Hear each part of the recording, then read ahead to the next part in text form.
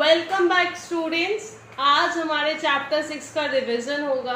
तो इससे पहले जितनी भी वीडियो आपने मिस कर दी या चैप्टर्स मिस कर दिए तो वापस चैनल पे चला जाओ, आपको प्लेलिस्ट में सब कुछ मिल जाएगा और आराम से आप देख सकते हो। और जितने भी नए लोग मेरे चैनल पे आए हैं या जिन्होंने अभी तक मेरा चैनल सब्सक्राइब नहीं किया है वो अभी मेरा चैनल सब्सक्राइब करो, जिससे कि आपको कोई भी लेटेस्ट वीडियो आप मिस नहीं करेंगे। और जैसे कि हमने सुना है कि सीबीएसई ने 30% रिडक्शन किया है, तो आज मैं उसकी एक वीडियो और डाल दूंगी जिससे कि आपको पता चल जाए कि एक्चुअली क्या क्या रिडक्शन आया है बिजनेस में, अकाउंट्स में और इकोनॉमिक्स में।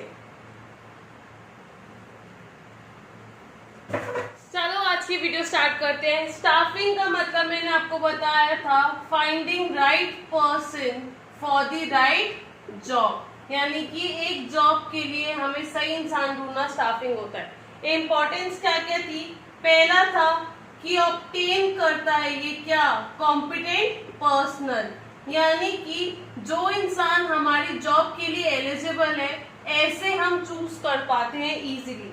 हायर परफॉर्मेंस, अगर हम सही इंसान ढूंढेंगे अपने काम करने के लिए तो हमारी परफॉर्मेंस भी बढ़ेगा और अल्टीमेटली हमें प्रॉफिट भी होगा। फाइन। फिर है ऑप्टिमम यूटिलाइजेशन होता है। ऑप्टिमम यूटिलाइजेशन का मतलब होता है कि फुली यूटिलाइज होना हमारे किसके रिसोर्सेज को। फिर है जॉब सेटिस्फैक्शन होती है, यानी कि इंसान पूरी तरीके से सेटिस्फाई होता है अपनी जॉब से, खुश होता है और अच्छे से काम भी करता है। फिर उसके बाद है कंटिन्यूस सर्वाइवल, हमारा बिजनेस चलता रहता है, कंटिन्यूस सर्वाइवल और साथ ही साथ ग्रो भी करता है। क्यों? क्योंकि परफॉर्मेंस तो हाई हो ही रही है। तो ये थे हमारे स्टाफिंग की इंपॉर्टेंस। अब देख लेते हैं कि स्टाफिंग प्रोसेस क्या होता है। अच्छा, आप लोग सोच रहे होंगे कि मैम ने एचआर के फंक्शंस नहीं कराए। एक्चुअली वो सिलेबस में हट चुके हैं, तो इसीलिए मैंने उसको रिवीजन का पार्ट नहीं बनाया। अब हम देखते हैं कि स्टाफिंग प्रोसेस क्या था, साथ में सिलेक्शन प्रोसेस, और जल्दी से इस चैप्टर को वाइंड अप करते हैं। पहला है एस्टिमेशन ऑफ मैनफोर्स रिक्वायरमेंट। इसका मतलब ये है कि हमें कितने लेबर या कितना स्टाफ हमारे बिजनेस के लिए चाहिए। और इसके दो वो होते हैं एनालिसिस, कौन कौन से, एक तो वर्कफोर्स और एक वर्कलोड। हम दो तरीके से ये पता लगाते हैं कि कितने लेबर या कितना स्टाफ हमें चाहिए। दूसरा था रिक्रूटमेंट। रिक्रूटमेंट का मतलब होता है एप्लीकेशंस को लेके आना, किस लिए? हमारी वैकेंसी के लिए।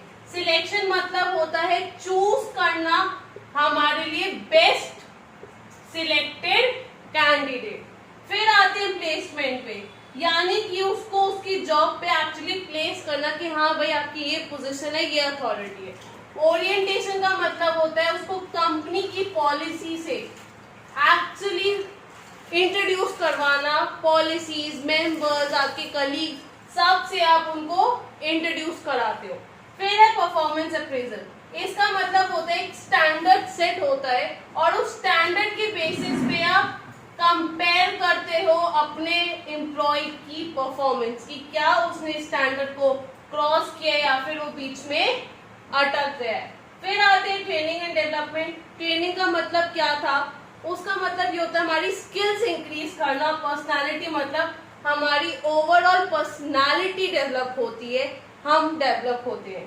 कंपनसेशन हमारी दो तरीके से थी, एक तो फाइनेंशियल और एक नॉन फाइनेंशियल, यानी कि वो जो पैसे में काउंट हो सकती है और वो जो पैसे में काउंट नहीं हो सकती।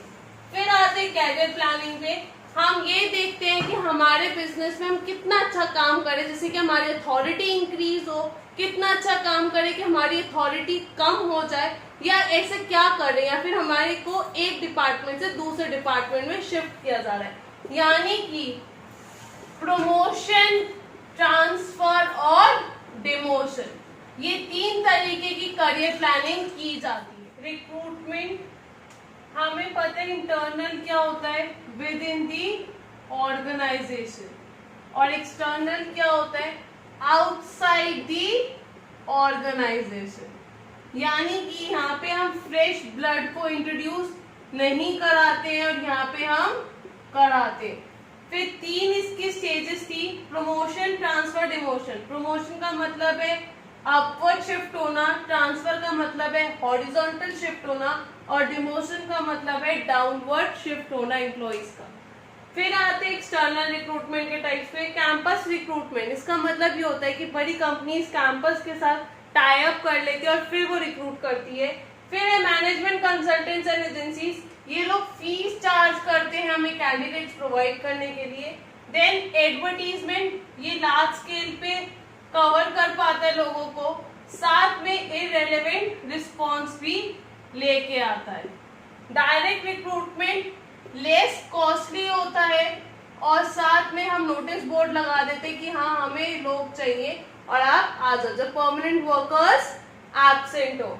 कैजुअल कॉलर्स, कि हम कॉल करें रैंडमली कंपनी को कि हाँ हमारी ये डिग्री है, हमने ये काम किया, हमारे पास ये स्किल्स है, क्या आपकी कंपनी में कोई वैकेंसी है, क्या कौन सी जॉब हम प्रेफर करना चाहते हैं, तो कंपनी उन कॉलर्स को वापस कॉल करती है रिक्रूट करने के लिए।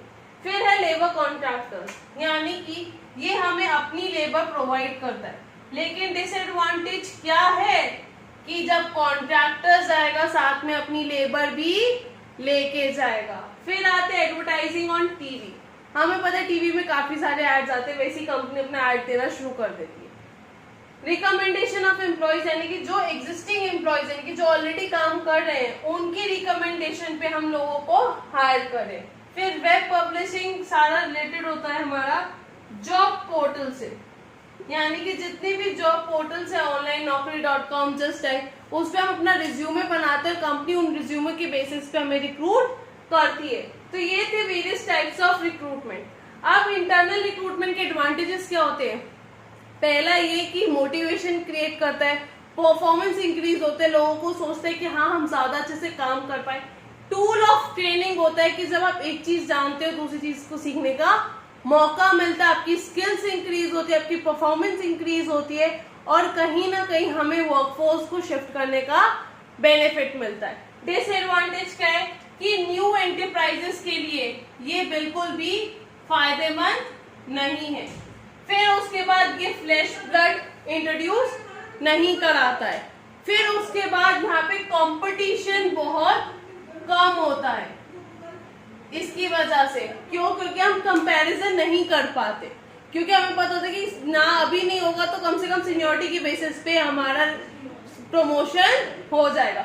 ये डिफरेंट टाइप्स ऑफ एडवांटेजेस और डिसएडवांटेजेस हैं। आप एक्सटर्नल रिक्रूटमेंट के एडवांटेज देते हैं। पहली बात यह है कि कंपटीशन इंक्रीज होता है हमारा एक्सटर्नल रिक्रूटमेंट की वजह से कि हाँ लोगों को अब परफॉर्मेंस अच्छी करनी पड़ेगी तभी हमें प्रमोशन मिलेगा, वरना नहीं मिलेगा, वरना कंपनी बाहर से भी लोग ला सकती है। फिर उसके बाद एक एडवांटेज होता है हमारे पास चॉइस ज्यादा होती है कि हमें कॉम्प्रोमाइज नहीं करना पड़ता अपनी जॉब के साथ। उसके बाद आता है कि हमारी स्पिरिट बढ़ती है, हम अच्छे से काम कर पाते, फ्रेश ब्लड इंट्रोड्यूस होता है। डिसएडवांटेज क्या है कि डिससैटिस्फैक्शन हो जाता है। क्या हो जाता है? डिससैटिस्फैक्शन किसके बीच? एग्जिस्टिंग एम्प्लॉयज के बीच, कि हाँ लोगों के अंदर होता है कि यार कंपनी हमें नहीं ले रही, कॉन्फ्लिक्ट्स हो जाते हैं, नेगेटिविटी आ जाती है, तो वो एज अ कंपनी सारे लोग इकट्ठे होकर टीम स्पिरिट से काम नहीं कर पाते। तो ये थे हमारे एडवांटेजेस डिसएडवांटेजेस रिक्रूटमेंट के। अब हम आते हैं सिलेक्शन प्रोसेस में। पहला था प्रीलिमिनरी स्क्रीनिंग। इसका मतलब ये है कि हमारे पास जितनी भी एप्लीकेशंस आई हैं, अब हम देख रहे हैं कि वो एप्लीकेशन हमारी जॉब की या हमारी वैकेंसी से रिलेटेड है भी या नहीं, यानी कि रेलेवेंट है या नहीं। फिर आते हैं सिलेक्शन टेस्ट पे। ये फॉलोइंग सिलेक्शन टेस्ट होते हैं, इससे ज्यादा भी हो सकते हैं, ये कम भी हो सकते हैं। ये कुछ सिलेक्टेड टेस्ट हैं जो ऑब्वियसली कंपनी ले सकती है। पहला इंटेलिजेंस टेस्ट, आपका इंटेलिजेंस क्वेश्चन देख के कंपनी की आईक्यू लेवल कितना है। फिर आते हैं ट्रेड टेस्ट पे कि आपको ऑक्यूपेशनल यानी कि जिस जॉब के लिए आप आए हो उसकी कितनी नॉलेज है। फिर आते हैं इंटरेस्ट टेस्ट पे कि आपका इंटरेस्ट एक्चुअली किन किन चीजों पर है। पर्सनालिटी टेस्ट यानी कि आपको आपके ओवरऑल पर्सनालिटी के ऊपर जज किया जाता है कि आपके इमोशंस, आपके अंदर मैच्योरिटी किस हिसाब से है।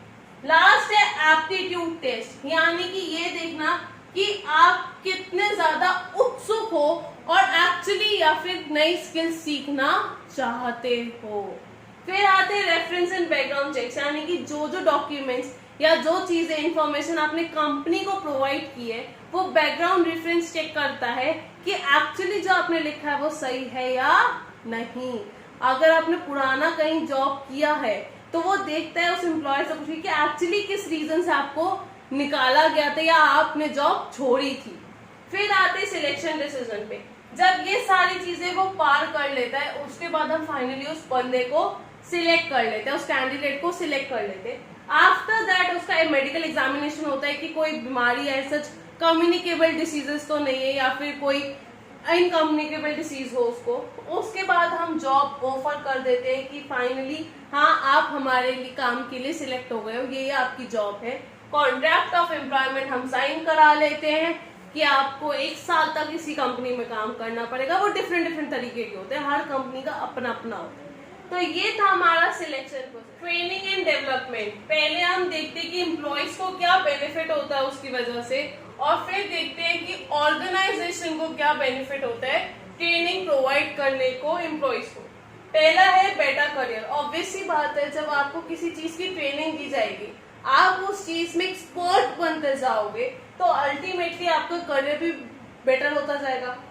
एक आपने कंपनी ज्वाइन की एज अ फ्रेशर, फिर आपने ट्रेनिंग ली, स्किल्स आपके अंदर आई, फिर आपने एक्सपीरियंस गेन किया, फिर आपने कंपनी ज्वाइन की। यहाँ अगर आपकी सैलरी 10K है, यहाँ आपकी सैलरी 15K हो जाएगी। आपको 3, 4, 5 साल का एक्सपीरियंस आ गया, आपकी सैलरी 30K प्लस हो जाएगी। तो ये किसकी वजह से होता है? ये हमारी जो ट्रेनिंग, हमने स्किल्स हम जो सीख रहे हैं डेली उसकी वजह से होता है, जो एक्सपीरियंस हम गेन कर रहे हैं। तो अल्टीमेटली एम्प्लॉय के बाद ऑप्शन क्या होता है? बेटर करियर का।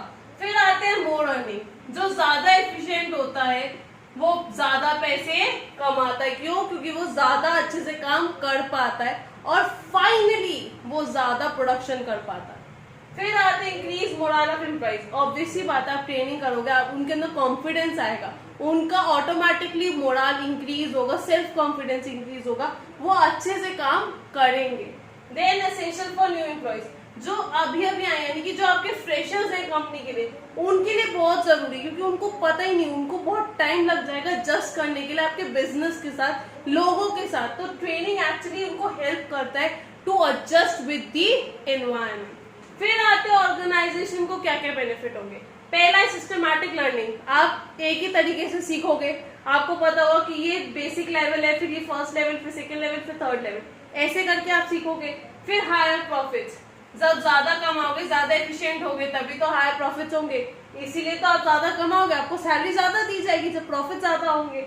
डेवलप फ्यूचर मैनेजर्स, आप अभी से उनको बता रहे हो कि एक्चुअली उस सिचुएशन में आगे कैसे आपको डील करनी है, कैसे आपको सिचुएशन टैकल करनी है। तो फाइनली आप क्या कर रहे हो? डेवलप कर रहे हो फ्यूचर मैनेजर्स को। फिर minimises the need of supervision, जब सबको पता है कि उनका काम क्या है, जब आराम से अपना काम कर सकते हैं, अच्छे से कर रहे हैं, तो सुपरविजन की भी जरूरत नहीं पड़ती। फिर effective response to fast changing environment, हमें पता है कि हमारा एनवायरनमेंट कितनी तेजी से बदलता है। हम जब ट्रेनिंग दे रहे हैं अपने एम्प्लॉयज को, हम उस एनवायरनमेंट को देख के दे रहे हैं, तो हमारे लोग या हमारे एम्प्लॉयज भी उस एनवायरनमेंट के साथ डील करना सीख रहे हैं। तो अल्टीमेटली हम ज्यादा अच्छे से रिस्पॉन्स दे पाएंगे अपने एनवायरनमेंट। तो ये थे बेनिफिट्स, यानी कि इंपॉर्टेंस की ट्रेनिंग एंड डेवलपमेंट की एम्प्लॉयज के लिए और ऑर्गेनाइजेशन के लिए। अब हमारा last topic methods of training. 2 methods होते हैं, ऑन द जॉब और of the job. On the job मतलब है कि वर्क प्लेस के साथ साथ या वर्क प्लेस के अंदर ही हम काम करते हैं। ऑफ द जॉब ट्रेनिंग जो होती है वो अवे फ्रॉम वर्क प्लेस, यानी कि वर्क प्लेस से दूर हमें ट्रेनिंग दी जाती है। 2 तरीके की, अप्रेंटिसशिप, इंटर्नशिप और वेस्टिब्यूल इंडक्शन। ये लेस कॉस्टली होती है और ये ज्यादा कॉस्टली होती है। फिर इसको सुपीरियर्स प्रोवाइड करते हैं और इसको एक्सपर्ट्स देते हैं। फिर ये तब दी जाती है जब जॉब्स हमारी सिंपल हो, और ये तब जब जॉब्स हमारी कॉम्प्लेक्स हो। अब देखते हैं अप्रेंटिसशिप। इसका मतलब ये है जैसे कि प्लम्बर हो गया, इलेक्ट्रीशियन हो गया, कि आप मेन पर्सन के अंदर आप काम सीख रहे हो और आपको एक तरीके से फी या फिर कह लो कि नॉमिनल चार्जेस मिल जाते हैं जब आप काम करना शुरू करते हो। फिर उसके बाद यहाँ पे 2 से 5 साल का एक्सपीरियंस होता है, तब आप उस वर्कर की जगह ले लेते हो और फिर फाइनली आप उन क्लाइंट्स के साथ डील करने लग जाते हो जिनसे पहले आपका मेन लीडर कर रहा था। इंटर्नशिप ट्रेनिंग जो दी जाती है वो आपकी एजुकेशन से रिलेटेड होती है या फिर टेक्निकल पर्पस के लिए, जैसे कि सीए आर्टिकल्स होते हैं, इनको स्टाइपेंड मिलती है और स्टाइपेंड मतलब 1000 2000 बस इतना। फिर वेस्टिब्यूल का मतलब ये होता है कि हमारी जो मशीन्स होती हैं वो काफी कॉम्प्लेक्स होती हैं, तो हम अपने एम्प्लॉयज को वर्क प्लेस से दूर ऐसा नॉमिनल सेटअप करके देते हैं और वहां पे उनको सिखाते हैं कि कैसे वो उन एक्सपर्ट्स या उन जॉब्स के साथ डील करेंगे। फिर है इंडक्शन, इसको एक तरीके से आप इंट्रोडक्शन ट्रेनिंग मान लो कि आपको इंट्रोड्यूस कराता है ये कंपनी से। That's all for today. आज हमारा 6 चैप्टर का रिवीजन पूरा हो गया है। उसके बाद एक नेक्स्ट वीडियो आएगी आपकी केस स्टडीज के लिए। फाइनली हमारा 6 चैप्टर कंप्लीट हो जाएगा। Thanks for watching. Do subscribe, like and share the video as much as you can. Thank you.